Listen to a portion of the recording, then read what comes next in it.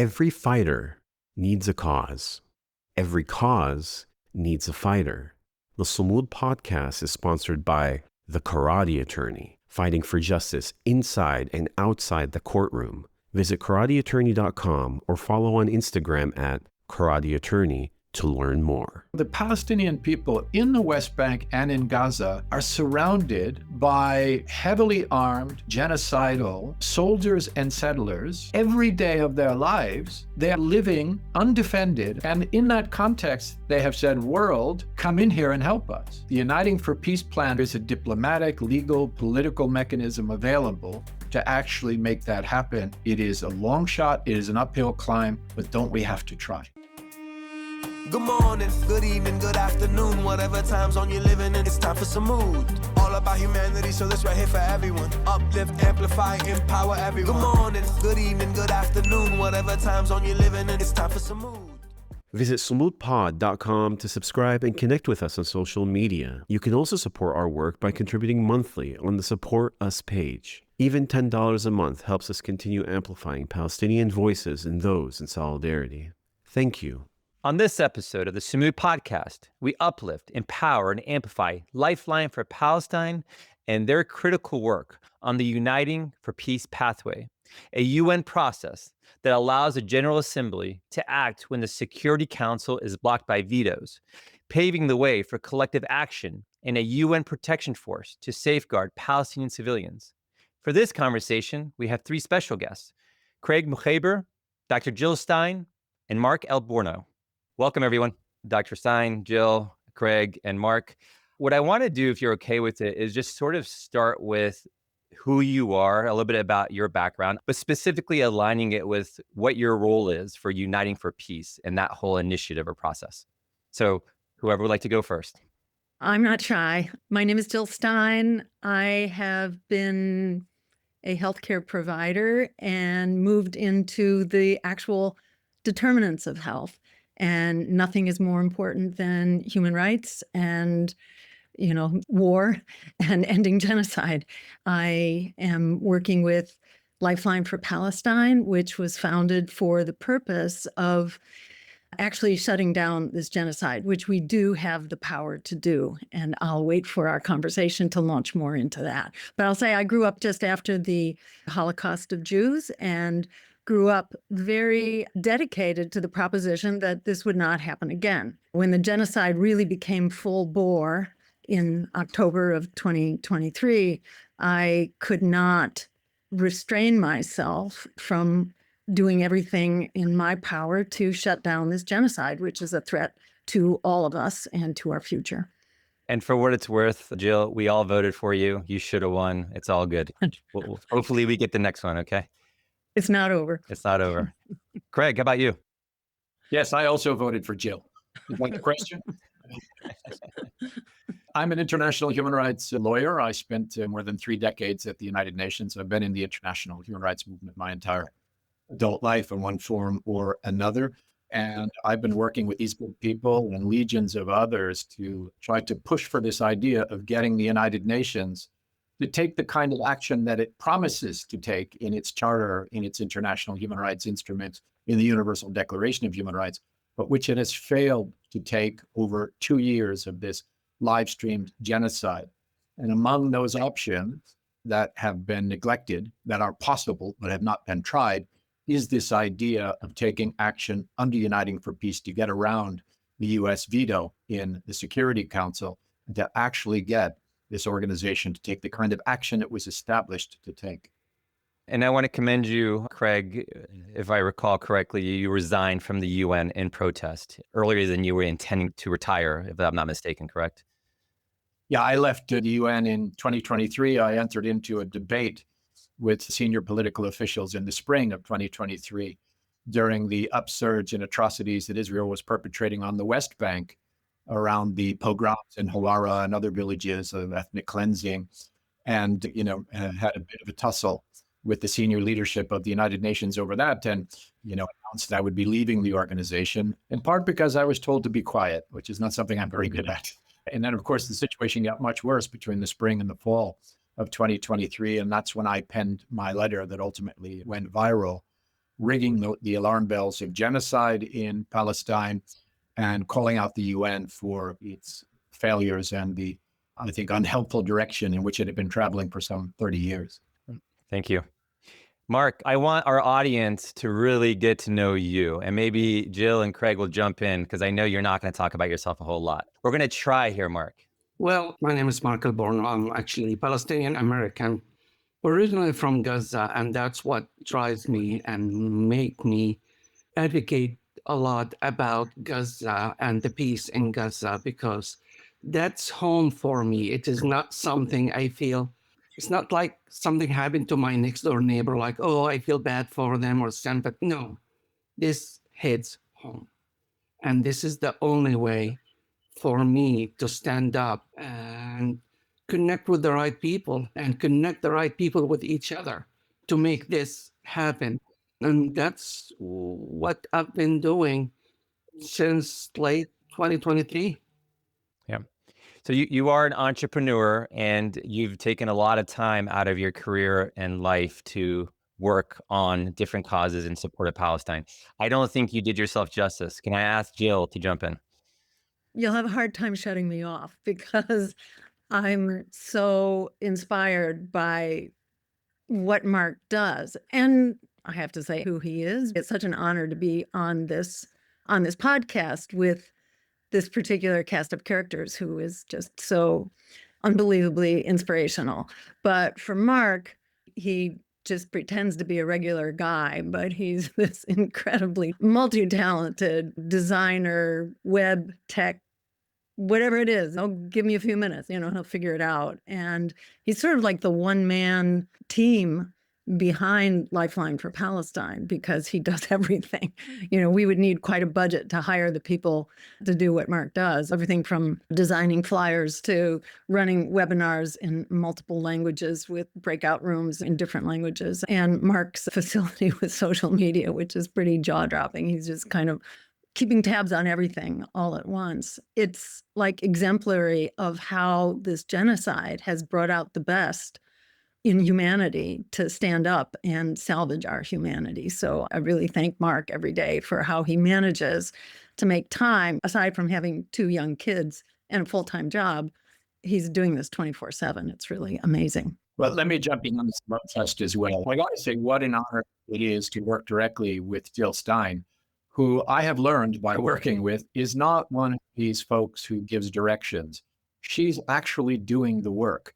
She is behind the scenes doing the hard work, not just a public face of the movements in which she engages, but she is a real worker, a real human being who's dedicated to the cause and gives up sleep and personal priorities in order to serve the cause. I've always had great respect for Jill Stein, as we all have been voting for her, but to see the way she works behind the scene is incredible. And Mark, how fitting that you have him on this podcast called Sumud, because this is a guy who personifies Palestinian Sumud. This is a guy who is resilient, who is steadfast, who is multi-talented, who does not sleep, does not eat, as far as I can tell, do anything, work and produce, and is multi-talented. And I have to say, it's humbling to work with him. In fact, it's humiliating because nobody can keep up with him.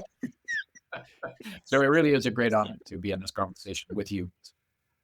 I agree with you, Mark. I got you. I know you weren't ready for that. So I just got to make sure you get the appreciation. So if you all could just explain to me what exactly is the Uniting for Peace process and what problem was it originally designed to solve? So Uniting for Peace is a nickname that was given to a resolution that was adopted in 1950 in the United Nations General Assembly. Now, folks will want to know, General Assembly is not the Security Council. Security Council is the body that always makes the news. That's where the U.S. has vetoed during 2 years of genocide 6 resolutions just to make the firing stop. And in fact, has used its veto 50 times over time in order to defend Israeli impunity. That's that dysfunctional political body where you have 5 permanent members, the United States, the United Kingdom, France, Russia, and China, who are given veto power to block any action even during a genocide.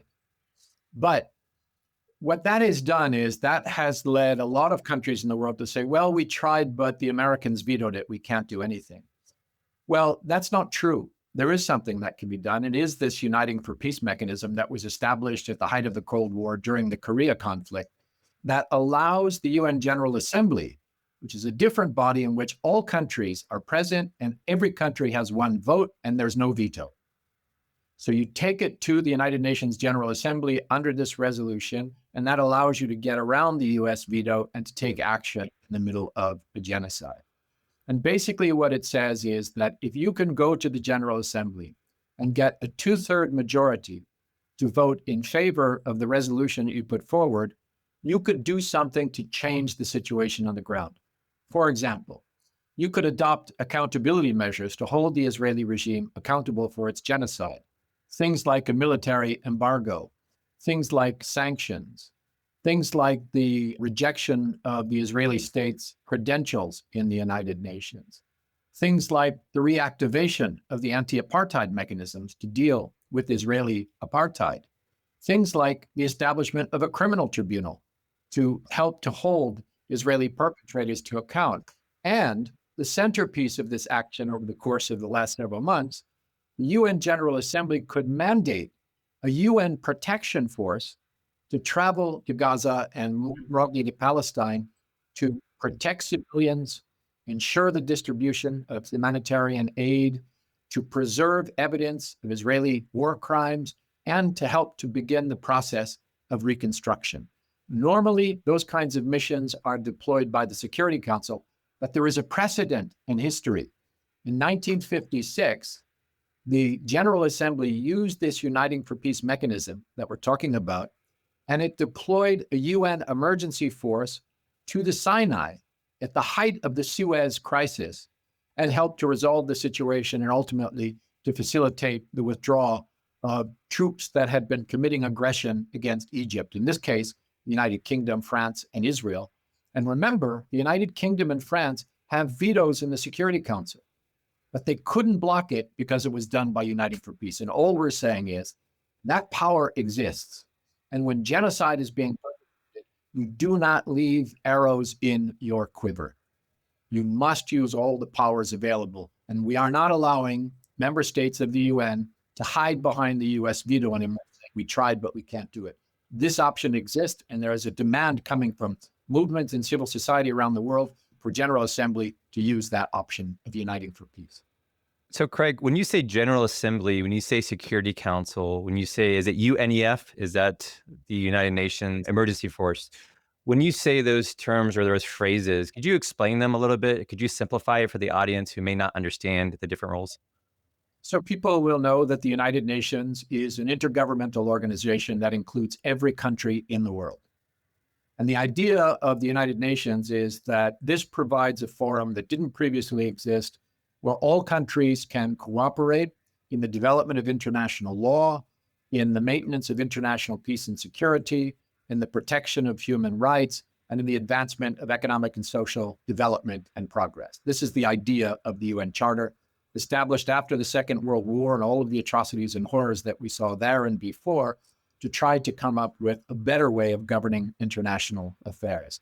But the United Nations is many different bodies. It is humanitarian agencies, development agencies, and human rights monitors. And it has many different intergovernmental bodies. It has many different bodies made up of countries.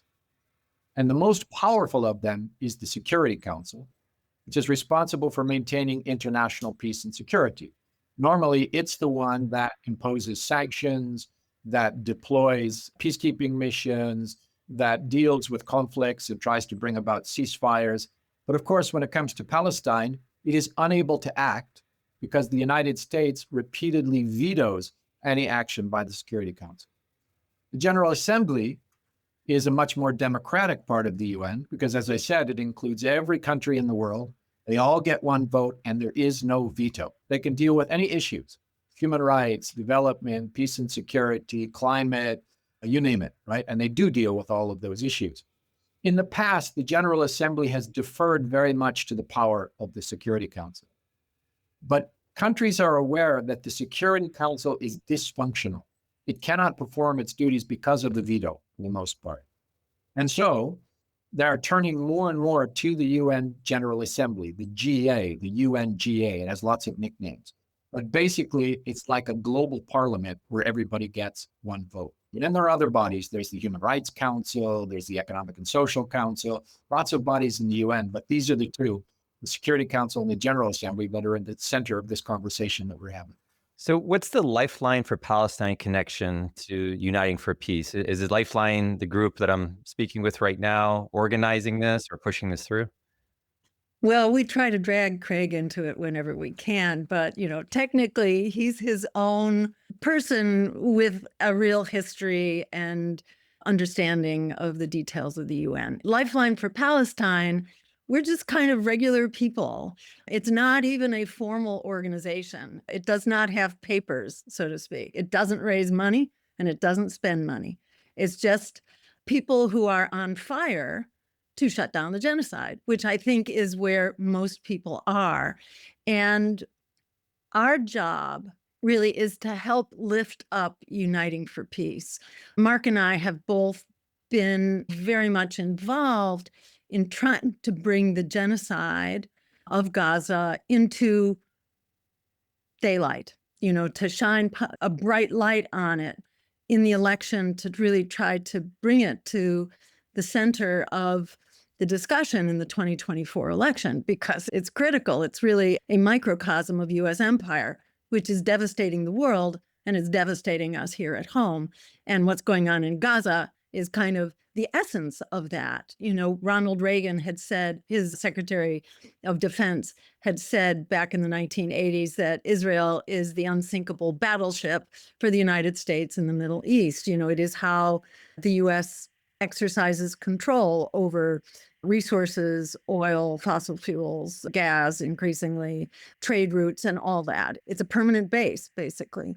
That's not working out so well, either for the Middle East or the world, or for the people of the U.S., where well over half of our discretionary budget is spent on this endless war machine that is really symbolized by the genocide in Gaza. Our goal in the election was to really force daylight onto these issues.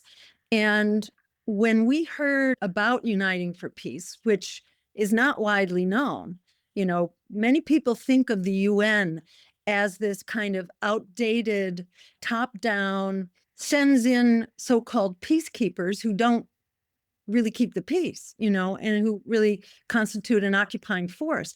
There's a lot of skepticism about the UN, or looking to the UN and what it can do. As Craig says, there are terrific agencies within the UN, but most of us tend to think of the Security Council, which is like the ruling elites. It's like the US and its allies coming out of the Second World War, and how they keep a stranglehold on global policy, because all it takes is one of them and they can prevent action. So when we heard about Uniting for Peace, which is where all the underlings, the regular nations, not the superpowers, but the regular nations, take a vote. It's like the people power aspect of the UN. When we heard that they could actually override the Security Council and its shameful U.S. veto in order to do the right thing, in order to stop the genocide, because it's always the U.S. which is vetoing the resolutions that other countries bring into the Security Council.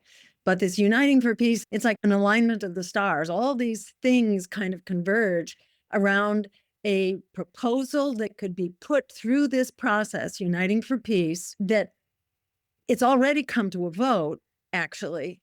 A little more than a year ago, the United Nations General Assembly, that means like the people-powered institution, they already took a vote.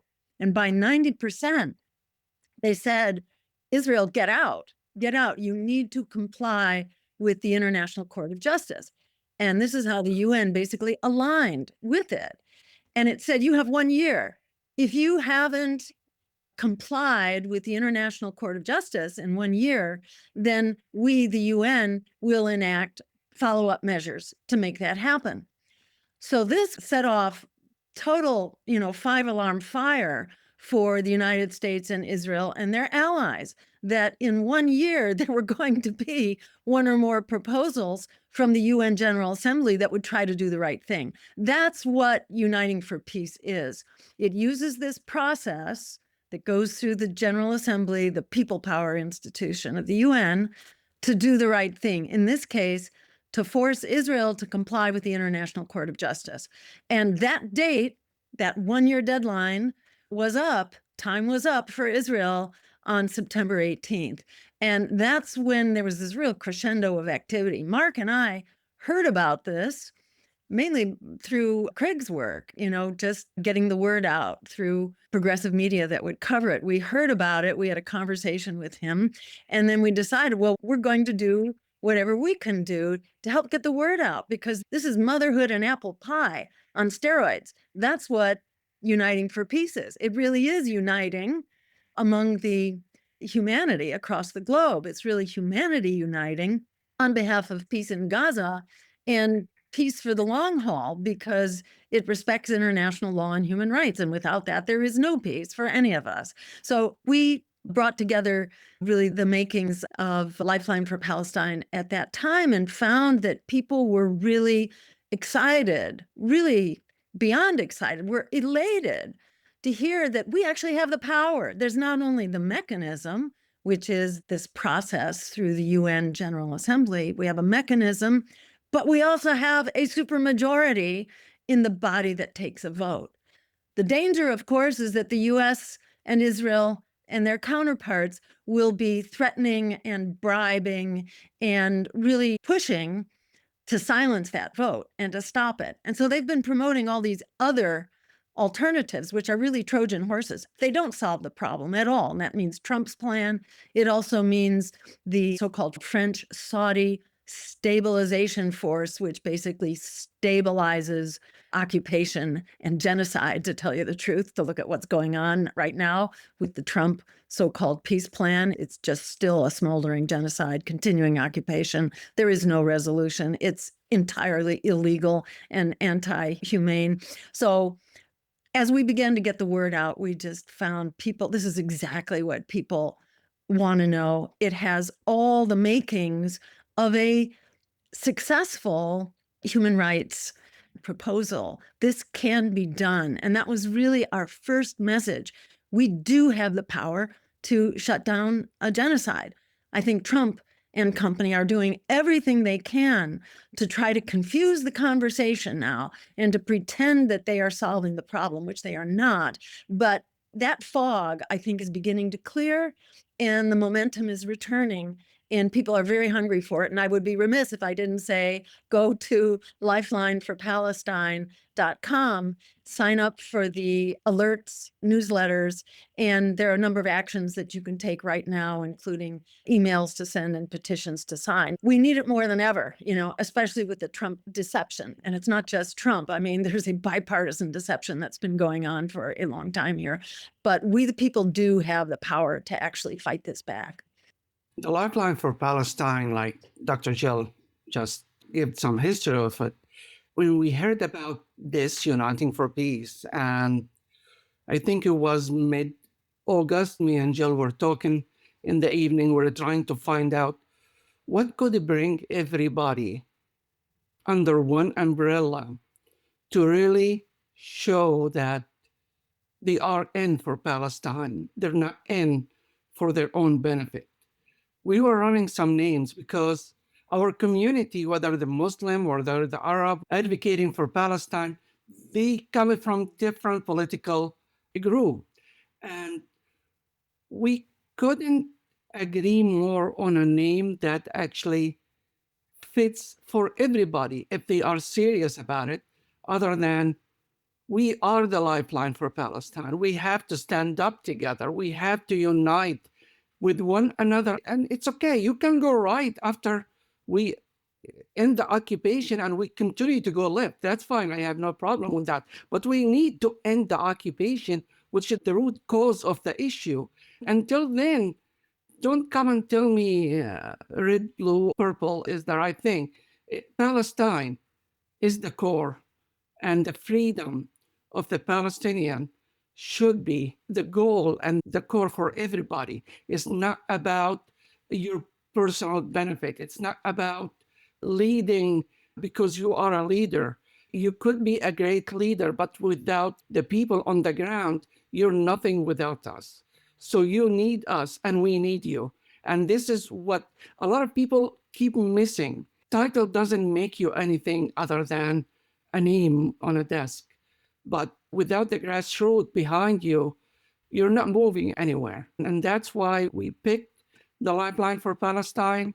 Probably it was around midnight, the end of August, within like 10 days, put together a star panelist from all aspects of political view. We got Jeffrey Sack, of course, Craig, Dr. Ali Abu Naima, Susan Abu Hawa. I'm sorry, I probably missed a lot because we had about 12 different panelists in 2 days. We had to confirm everything and put it together and launch it because this is what we could do together.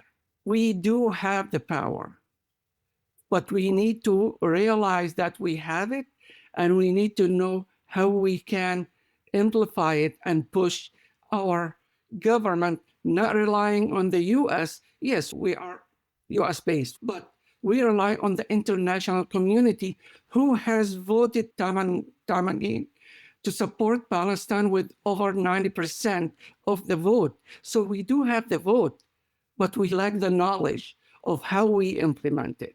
And that's why having Greg with us and also having, you probably also know, Sam Husseini, also very knowledgeable, and he's been advocating for it since 2014. One hand doesn't clap. We all have to unite to really focus on what we can do and how we can do it from the experts that we have. I just wanted to throw in this saying from Alice Walker. This is like paraphrased a little bit, that the biggest way people give up power is by not knowing we have it to start with. Who knew that there was this mechanism in the UN whereby we can escape the stranglehold of the US veto, where you can escape the control of US empire, basically, on everything, really, just about everything that the UN does, that there is a mechanism for it. Who knew that there was already a supermajority that supports this? The fact that an action, a trigger date was coming up, this end of September date, whereby 1 year was up and the UN was going to act. There were just so many things that were empowering us. And then who knew that there were all these coalitions that had already come together in different parts of the world? The Hague Coalition, for example, I think Colombia had helped bring together, at any rate, they had hosted their first conference, which included 12 members, but then there were a total of 30 countries that joined in. The La Vida Campesina, which is a union of peasant farmers and fisher people from the global south, largely in Latin America, 200 million of them. And they're political, they're political, and they assert their weight politically. And they had already come on board with Uniting for Peace as just one of the groups. And then you had the unions, like the Italian union, the USB, which just recently shut down, in the last 3 weeks, they shut down the economy of Italy entirely. They include the dock workers, but also the transportation workers and the public sector workers and students. And they also include social movements like the housing advocates. So these are huge movements, and they were already on board as well. And they've now formally adopted a protection force through Uniting for Peace as one of their proposals. And they are in the process of helping to educate the other unions about this as well. So it's very much the biggest way we give up power is by not knowing we have it to start with. And it's just astounding how much power we do have.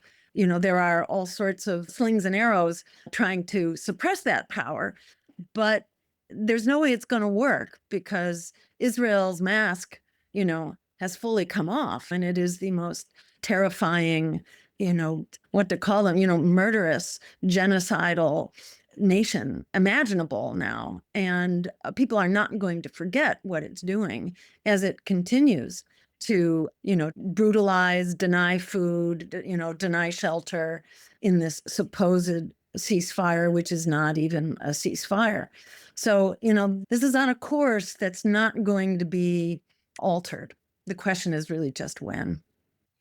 And if you don't mind me, the thing is, we're not making this call, people living in the US, making a decision for people in Palestine. We are actually following the request from PINGO, which is Palestinian non-governmental organization that actually has 150 organizations under them. That's what they're calling for. It is not what we are calling for. We are only supporting their call and amplifying what they see on the ground. So I don't want to hear, well, you guys not living in Palestine, stay out of it. We are supporting the voices from Palestine. That's what we're doing. We had our own plan. It's like the Saudi French plan or Trump plan. I mean, I shared some comparison with you, Ed, but still has not been finalized. We still have to tweak it a little bit. The difference is day to night. A day in Uniting for Peace where it gives the dignity to the indigenous people in Palestine, and the night where actually covering up the occupation or renaming it with a different name. It's still occupation and still the root cause of the issue that we're having. So that is very important to differentiate about Uniting for Peace, and our call for justice is the call from the Palestinian on the ground. That was going to be one of my questions. So we want to be absolutely clear here. The Palestinians do have agency here. They do have a say. They are the ones that are requesting this. I just want to make sure that's abundantly clear to everybody. Is that correct? Yeah, that's absolutely correct. And it is the centerpiece of the strategy. All of us have listened to voices from Gaza in particular when they have an opportunity to be interviewed by these courageous Gaza journalists saying, where is the world? Why are you just standing by? And it's a question we've all been asking ourselves as well. But that request from individuals was followed up by a request from PINGO, the largest network of Palestinian non-governmental organizations on the ground in Gaza and the West Bank, all across Palestine, repeatedly made. And by the way, a request that was made formally by the state of Palestine to the United Nations, verbally and with letters to the Security Council, the General Assembly, the Secretary General. But the world was being absolutely unresponsive to those appeals for intervention from a people that was facing extermination. What was behind this strategy was this idea that left to their own devices, most countries in the world will not spend the political capital or take the risk to take the kind of action that was needed to be taken. Virtually no states in the world have individually intervened to try to stop the genocide. You could argue that Ansar Allah in Yemen had done so. You could argue for a time Hezbollah in Lebanon, but no state in the world, no group of states took any concrete action to try to intervene and stop the genocide. And what that tells you is, in order for that to happen, you need diplomatic cover for these states. You need a political mechanism that allows them to meet their obligation to intervene. And it is an obligation when genocide, systematic war crimes against humanity are being perpetrated. They need something for that to happen. And we know it wouldn't come from the Security Council because it's dominated by the US veto and unable to act. And so you look at what the alternatives are. One alternative is, individual action by states that wasn't happening. Another is inaction by states to allow the atrocities to continue as they are continuing today, despite the fake peace plan. Another alternative is just to be satisfied with the rhetoric of states condemning what Israel is doing, but not taking any concrete action to stop it. Another option, and remember, if we are inactive, one of these other terrible options will come into reality. There's the French-Saudi plan that Jill mentioned, that they've invested a lot of diplomatic capital in to try to prevent the General Assembly from taking the kind of so-called further measures that it promised to do when the September deadline expired. And so they adopted this plan 8 days before the September deadline in the General Assembly to try to prevent the kind of action that we were talking about, like sanctions and embargo and criminal trials and all of those other measures and the deployment of a protection force. And what are the other alternatives? The Trump plan, which is nothing but a new colonial grabbing of Palestinian resources, a denial of their self-determination. It's a gift to the Israeli regime. It includes everything that they have wanted to see in that regime. The French-Saudi plan and the Trump plan both include proxy occupations. And here's a really important point about this, because these so-called stabilization forces in the Trump plan, in the French-Saudi plan, these are proxy occupations to the benefit of Israel and outside powers. The Uniting for Peace plan for a protection force has no capacity of becoming a proxy occupation force because it's not mandated by the Security Council. It doesn't have Chapter 7 powers, which means it can be imposed against the will of the indigenous people. It will not have that power because it doesn't go through the Security Council. It is based entirely on the consent of the Palestinians. And that consent can be withdrawn at any moment. So if you compare this plan for protection with the kinds of terrible ideas coming from the French-Saudi proposal and the Trump proposal, you see those are proxy occupations, whereas this one is not. The Palestinians don't need foreigners telling them who and how they should be governed. They don't need proxy occupation forces directing their daily lives. They don't need more occupation, they need more freedom. And so this very short-term strategy is to force countries, their delegations, to have this discussion in the light of day. Because we know left to their own devices to negotiate things in the shadows of the United Nations in New York, they will never do these kinds of things. And this campaign has brought this conversation out into the public, into the media, into demonstrations, into conversations, into podcasts like yours, alternative media, and so on, so that, the decision by every member state, 193 countries of the world, the question is, will you support protection for a people facing extermination? And you're going to have to vote yes or no in the light of day. That changes the political calculus. That changes the way that they make those diplomatic decisions than if it's just left to them on their own. It's an uphill climb. It's a long shot. It is far from guaranteed. But with these kinds of horrors taking place, not to try this option would be a moral abdication that I think none of us would forgive ourselves. And with these other plans threatening the further denial of the rights of the Palestinian people, we have to have an idea that can replace those plans, and we have to mobilize shame, if I can say so, to get countries to do the right thing. Last thing I'll say on this is, it's not impossible. As Jill has said, we have some historic resolutions with 90+% of the countries of the world voting in favor of Palestine. We have the vast majority of countries in the world that have recognized the state of Palestine. We have precedents from the past that show us that these kinds of actions can be taken. And now we actually have a sponsor from a member state in the form of Colombia, led by President Gustavo Petro, who is bringing together co-sponsors in order to try to bring this initiative forward. Some of the wind has been taken out of the sails of the initiative by this whole Trump distraction, but that won't last. This is an immediate term strategy. It does not replace the long-term strategies to which we're all committed of boycott and divestment and sanction and demonstrations and civil disobedience and all of the other, education and information, all of the other things we need to do to work for a free Palestine. But in the immediate term, to get Israeli accountability and Palestinian protection, this is a plan that has possibilities. Before I move on, Jill or Mark, you want to say something? I'm going to pick up on, where Craig is saying there are immediate possibilities here.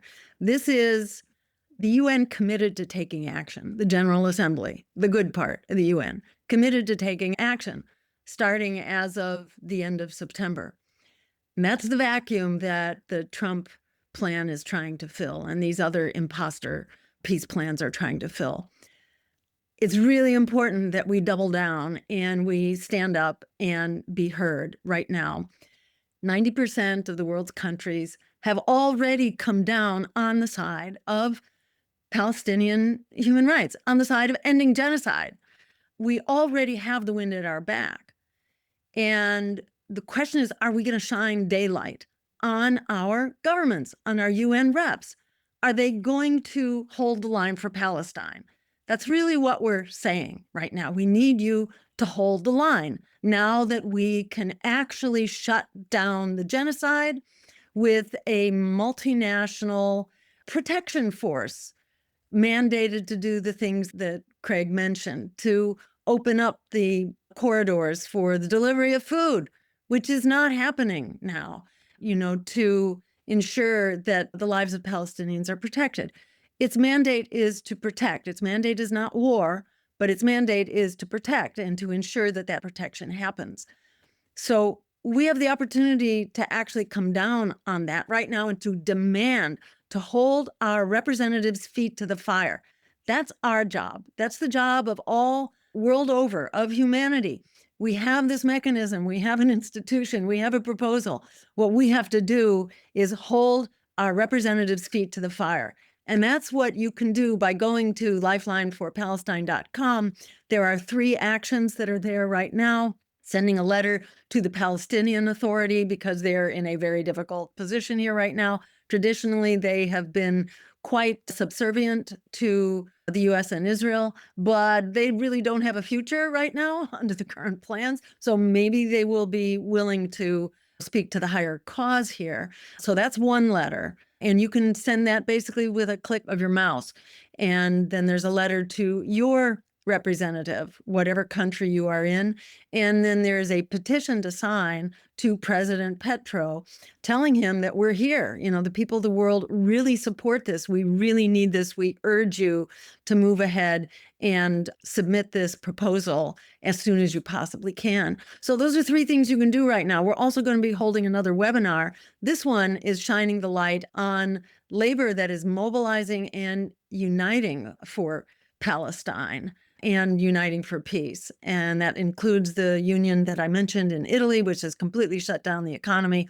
But there are many other movements of organized labor around the world. So there's also a petition that you'll hear about through that as well. So just go to Lifeline for Palestine, sign up for our action alerts, sign up for this upcoming webinar about labor. And remember that we do have the power. We have the power, but we have to use that because of the powers that be who are really, teetering at the brink right now. This is empire unraveling, and they're going down with a lot of, bluster and shock and awe and trying to impress us with their power. And they do have power of a sort, but they don't have popular power. They really don't have the support of people. Just look at how the U.S. is falling apart right now. We can't even fund our own government currently, So it's really important for the voices of humanity who are not a part of this collapsing imperial order to stand up and assert the power that we have and go forward from that. And you can do that right now. This is immediate. We have enormous power in our hands if we choose to use it. So I want to be very clear to the audience. They're not asking for money here. They're asking you to visit a website, right? And fill out a couple of forms to support the Palestinian people, which is very straightforward. I'm going to ask you all a question that I hate getting, and I would love to see your response here. What's the point? The U.S. has too much power. What's the point in doing all of this? Israel has too much power. How do we really know it's going to work? And as an aside, I get that commentary all the time with the podcast. Are you really making a difference? Does it really matter what you're doing? Here, this is obviously on a completely different level. But what say you to those individuals that say this is a waste of time? Well, let me start with the point from the lowest level, then go up until we get the expert. The point is, this is your right to speak up. This is what you need to do to advocate about what you really believe in. Joining the Lifeline for Palestine and sending those emails is the minimum that you could do for the Palestinian actually being destroyed, their houses being destroyed and being actually abused and killed in Palestine. This is the voice you need to speak up for, not for the U.S. The U.S. has the power under the Security Council, but they don't have the power under their General Assembly. They only have one vote under the General Assembly. And if your government, whether actually in Malaysia, in Europe, in South America, see the pressure coming from their people, they will vote in their behalf. And like Jill, like Craig mentioned before, the vote based on historical data, the vote for Palestine has been passing with majority with 90% or around 90% or more. So we do have the vote, but we have actually to push for it. What are you going to lose? Are you going to lose stepping away from the bloody table that you are associated yourself with? which is Democrat or Republican? Are you going to lose a little bit of begging to have a seat on a table full of blood that your representative is supporting and funding? If this is what you're going to lose, please, let's win together for Palestine and forget those bloody tables that we are trying to stay away from and make our own table instead of bending, as I keep hearing, oh, we're bending our political party slowly. You're bending yourself backwards. That's what you're doing. You're not really doing anything for the people in Palestine other than covering up for them. Like, hey, we still have Palestinians supporting us. We still have Muslims supporting us. Like Trump says, well, I curse them all.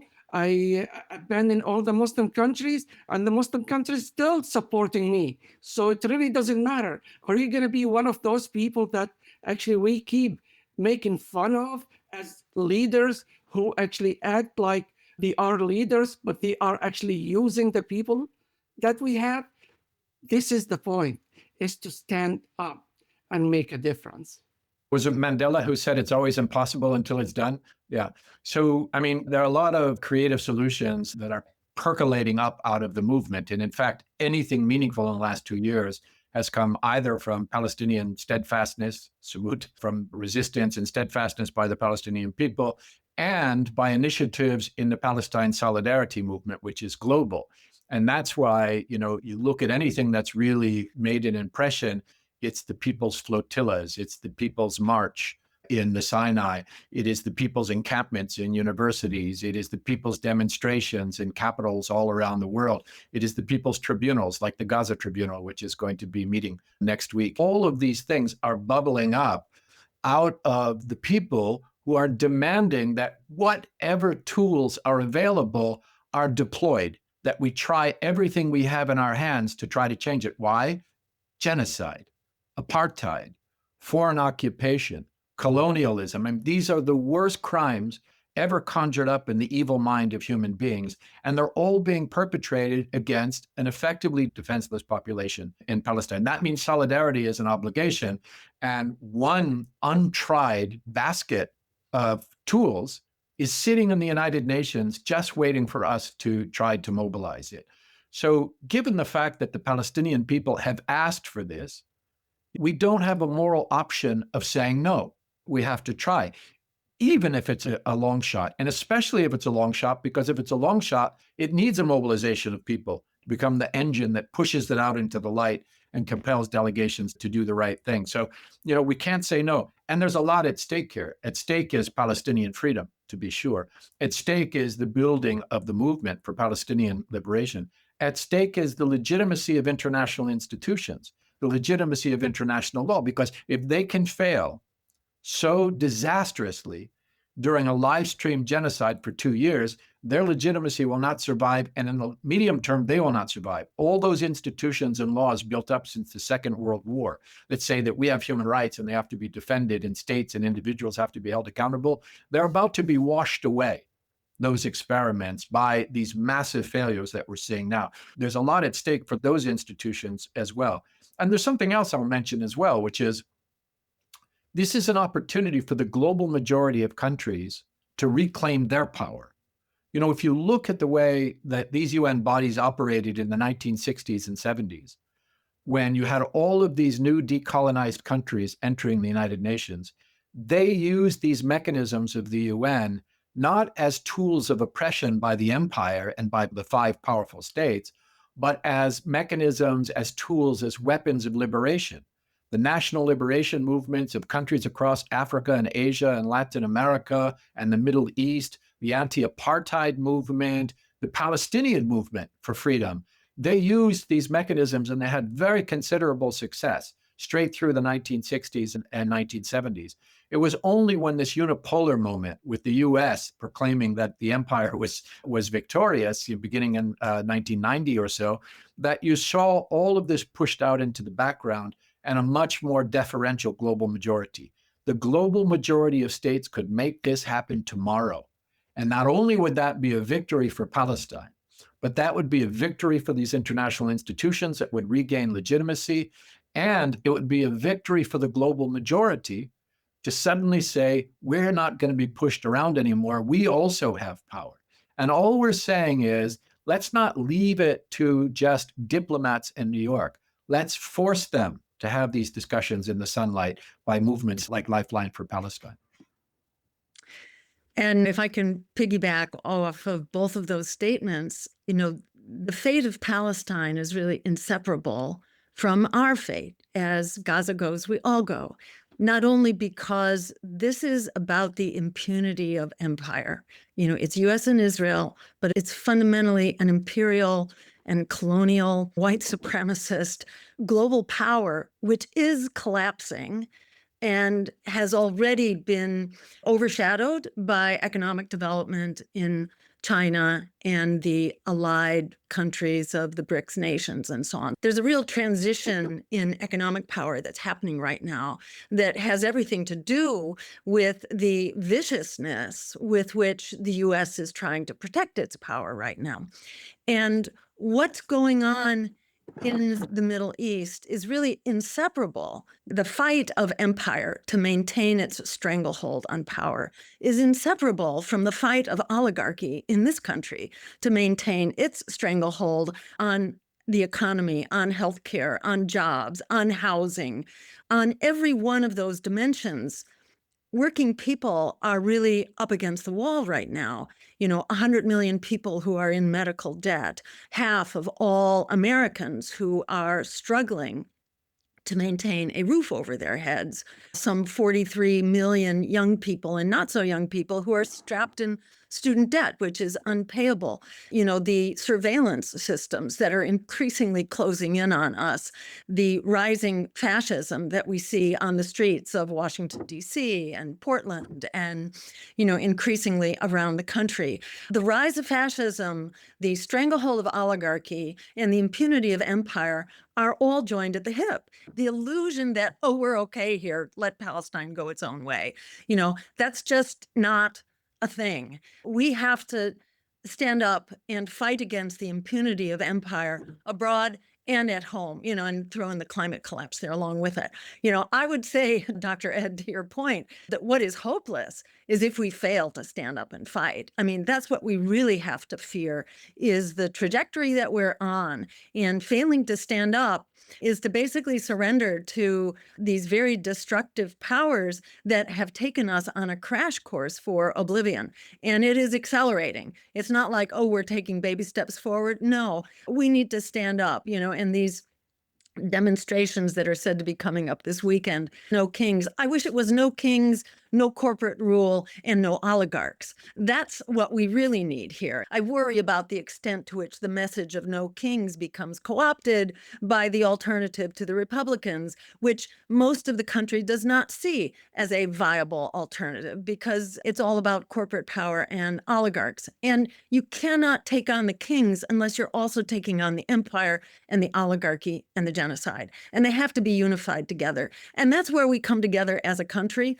I think that's where grassroots movements really come together, not only in this country, but globally. And we have, I think, such a fantastic opportunity. The need has never been more urgent, but the potential for us to actually unify as an unstoppable force is absolutely unparalleled right now. So I think there's reason to be actually encouraged in spite of all the dark clouds out there. There's huge silver linings here if we choose to embrace it and act on it and use the power that we have together.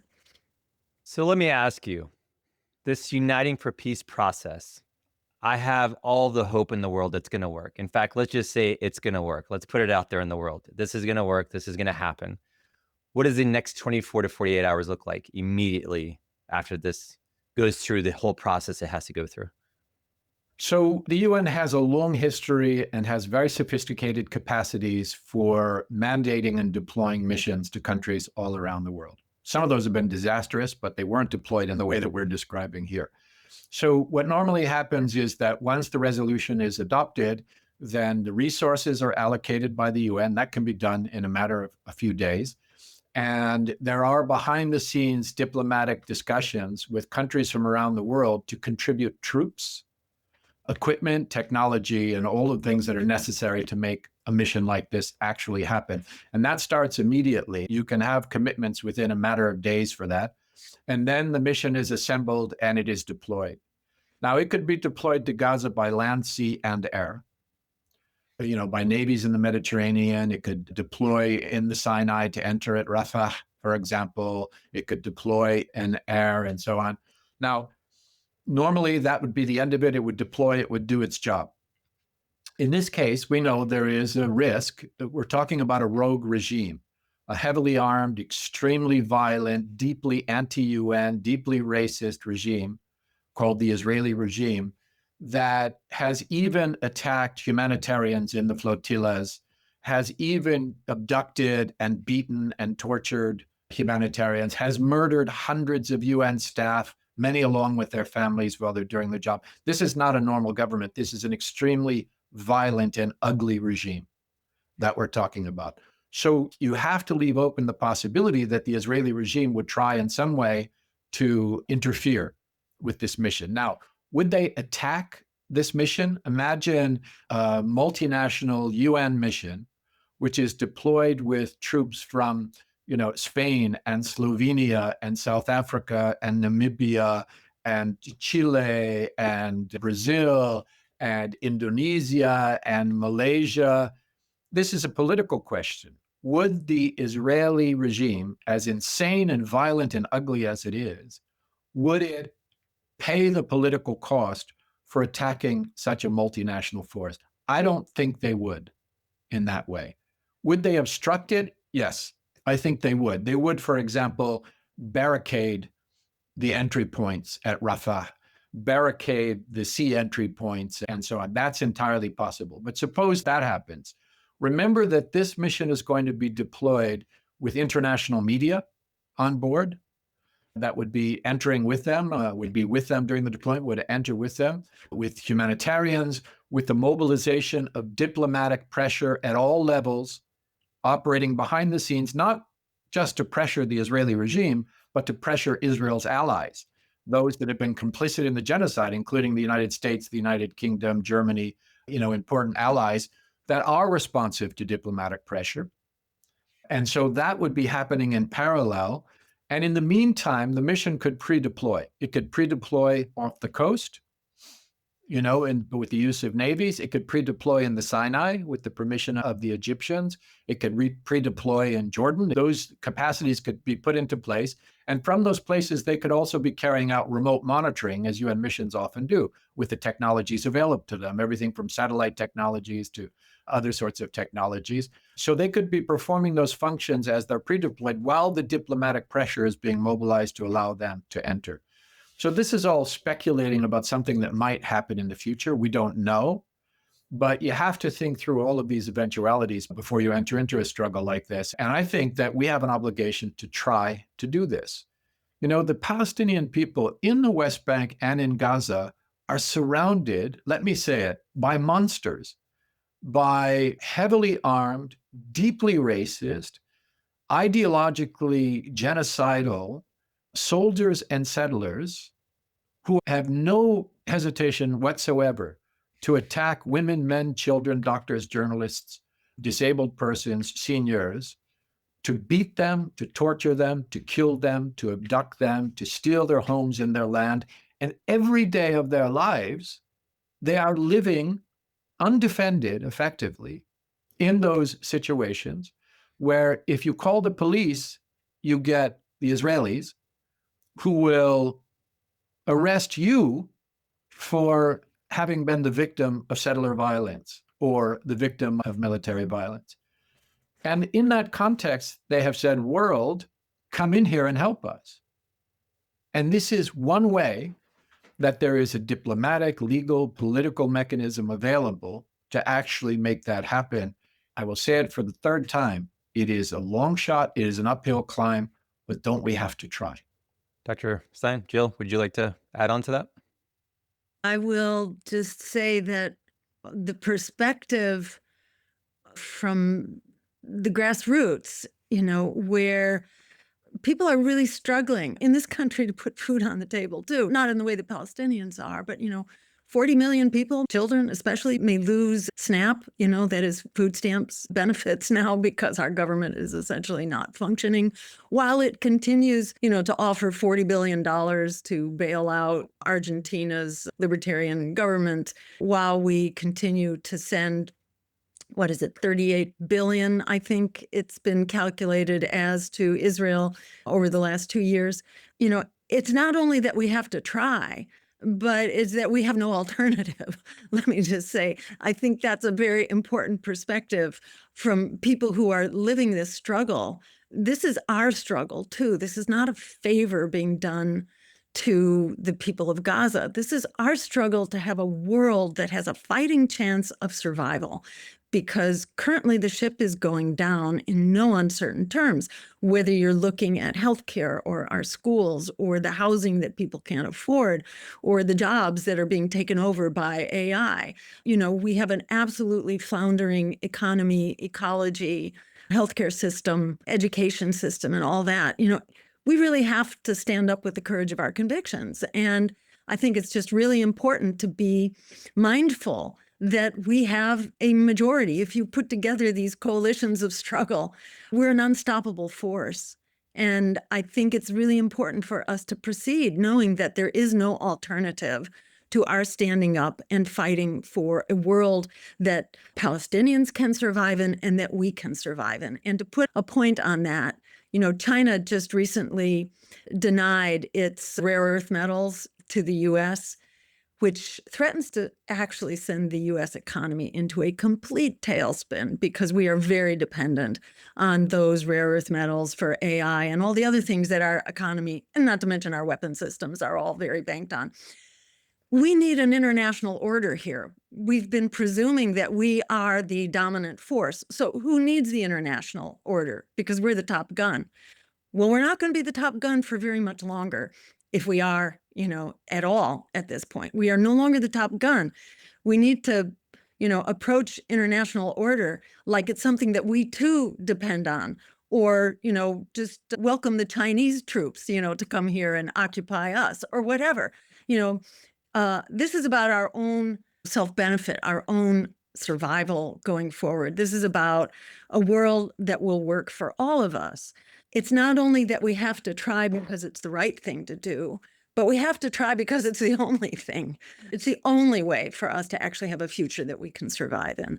And I think that mindset is really helpful to finding the courage of our convictions to stand up and do what needs to be done, where we will prevail because we represent the values of humanity and we represent the supermajority of humanity.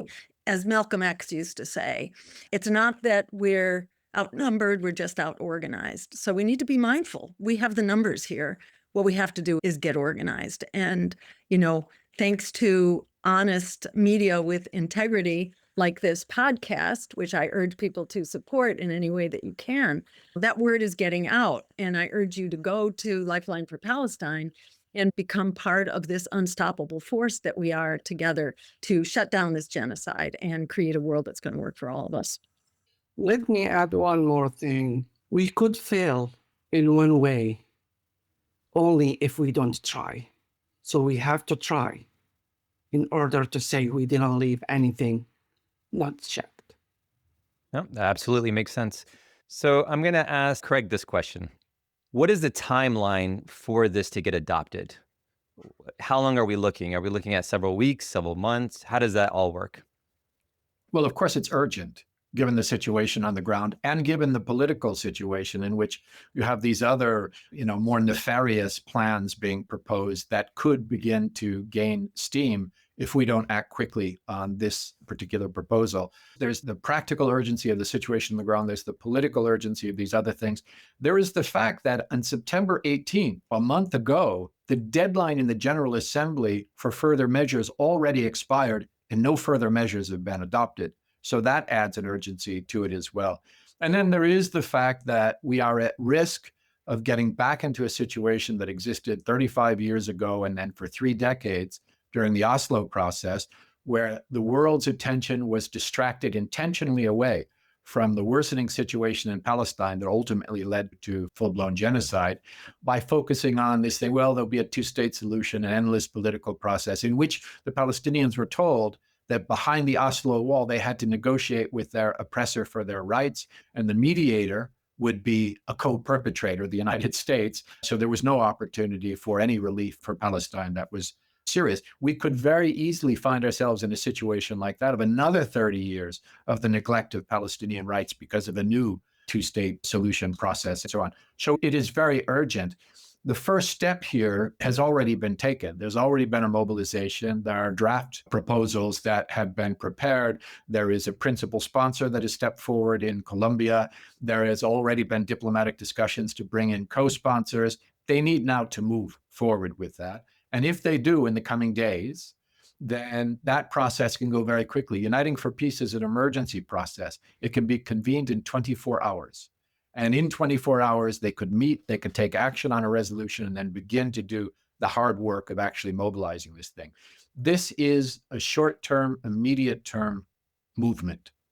This is not something, as I said earlier, that replaces BDS and all of the other actions to which we are all committed for the long-term liberation of Palestine. This is an immediate need that needs to be addressed before the situation on the ground, the global political situation, the situation in the UN makes it less and less likely. So we're talking about a matter of weeks for this entire process. And that's why we need that pressure now for diplomats, for countries from around the world to take the action that they need to take.